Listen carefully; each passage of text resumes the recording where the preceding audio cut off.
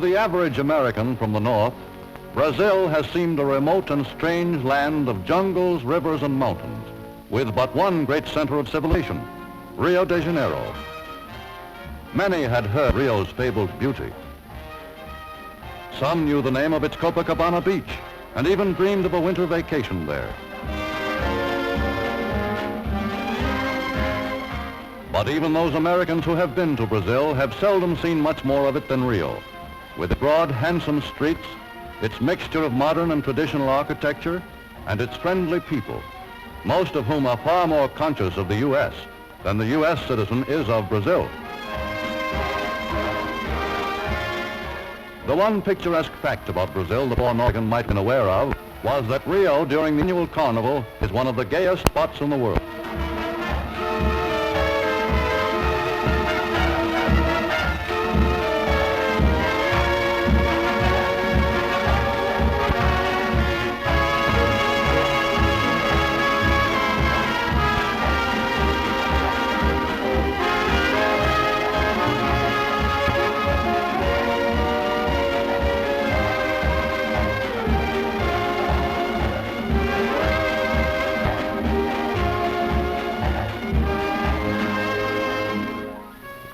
Though the U.S. Embassy at Rio had always been an important diplomatic post, the fortunes of war made Ambassador Jefferson Caffrey a key man in the American diplomatic corps.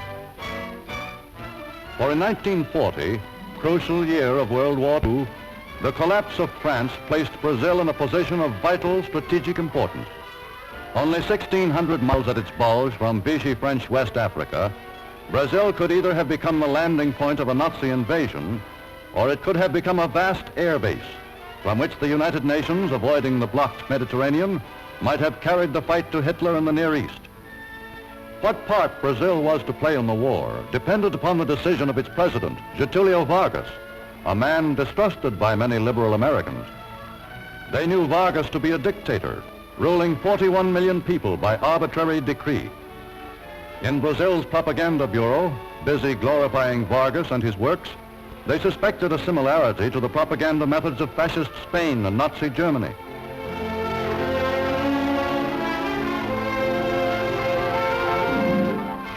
They knew that Vargas was beholden, for the existence of his regime, to the Army and Navy officers who had supported his bloodless national revolution, and that many of Brazil's military caste were at least as sympathetic to fascism as to democracy.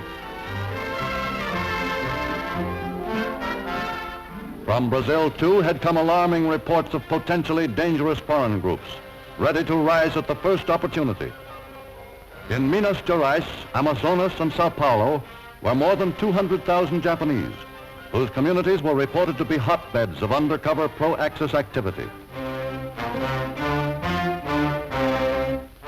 In Rio Grande do Sul and Santa Catarina were 1 million Germans in scores of settlements, as German in architecture, language, and customs as the Third Reich itself.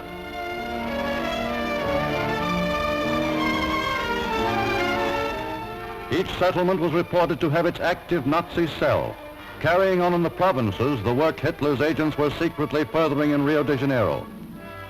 But U.S. diplomats working with Brazil's Foreign Office reported that in Foreign Minister Oswaldo Aranha, the United States and its democratic allies had a great and good friend. To these experts, President Vargas' regime was no fascist state, but a benevolent personal dictatorship which had won wide popular acclaim. If not democratic, it was to a large degree progressive and even liberal. To increase education and better the lot of the common people has been from the first an aim of the government. Doubling Brazil's educational budget, it has built close to 10,000 new schools as part of its campaign to wipe out illiteracy. It has made free medical care available to school children of all ages in a determined effort to set new standards of national health.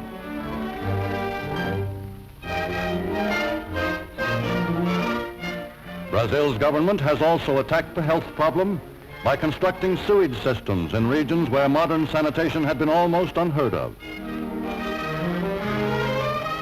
To combat malaria, it is ridding its swamps of the Anopheles mosquito.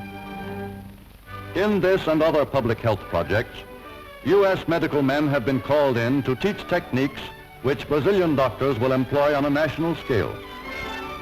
By its program of government housing, by its social and labor legislation, the government is today making good its promise to improve conditions among Brazil's people.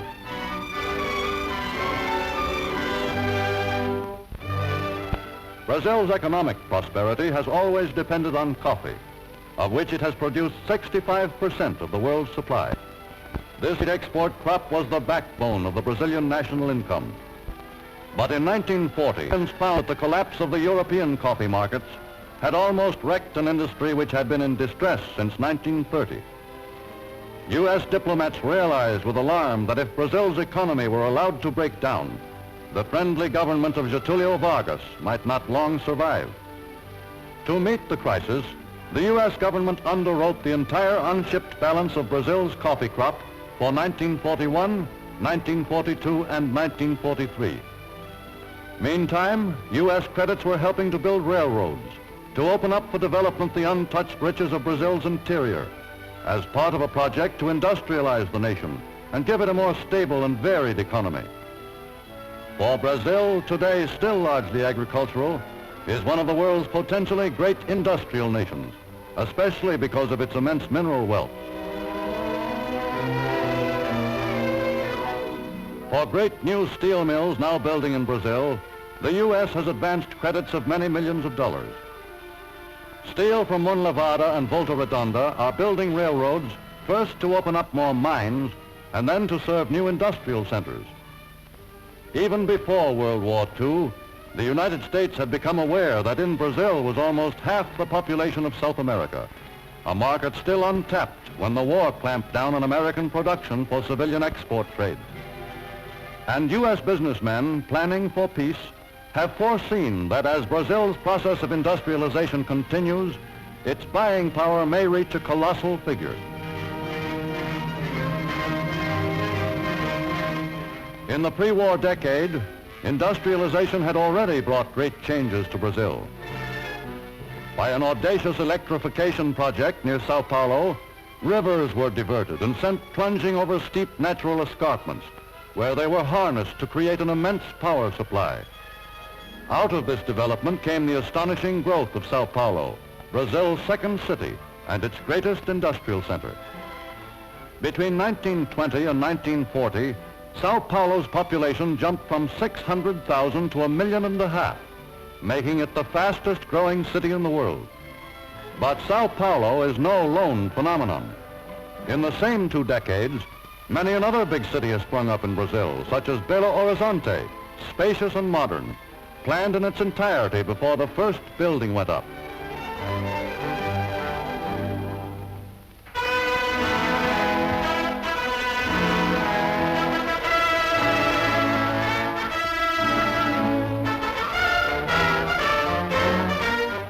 When, soon after Pearl Harbor, Sumner Welles arrived in Rio for a Pan-American conference, much was at stake. Failure of the principal South American nation to follow the U.S. might endanger the whole American plan of defense. In this crisis, Brazil was the first South American nation to declare war on fascist Germany and Italy. Even earlier at Natal and other points on the Brazilian Bulge, the U.S. got the right to operate its own military air bases on Brazilian soil. Within a few months, these bases were in full operation, the center of a system of military air transport lines greater than anything the pre-war world had ever seen. In hundreds of regularly scheduled flights a day, immense quantities of war supplies were speeding to armies fighting on 3 continents.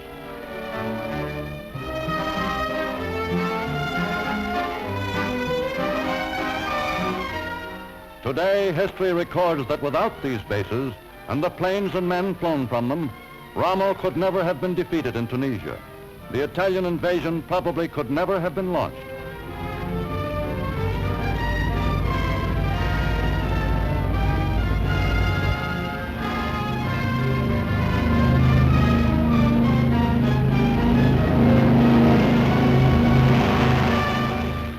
Even before America's Brazilian bases were in operation, João Alberto Lins de Barros, Brazil's able economic coordinator, had begun full cooperation with the United States in making available Brazil's strategic materials.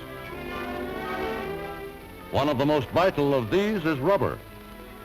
Though U.S. efforts to increase production of natural rubber were costly and only partially successful, the continuing yield has been great enough to constitute a valuable asset.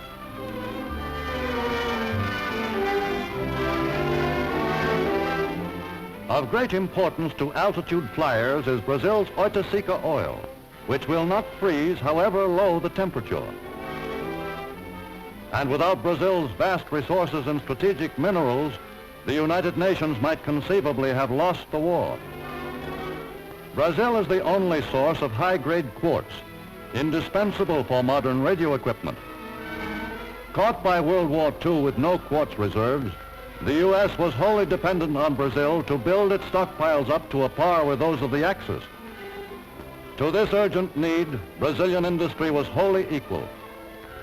Brazil is the only source, save far off India, of mica of a quality suitable for electrical equipment. And without Brazilian tantalite, there could have been no new electronic devices like the secret radar, which helped turn the tide of aerial and naval warfare. Today, Brazil, with its vast resources, and the United States, with its highly developed technologies, have arrived at a smooth working partnership unique in their history. To it, each has contributed. From it, each has gained. And there are many Americans who are resolved that this partnership shall not end, but continue with mutual benefit far into a peaceful future.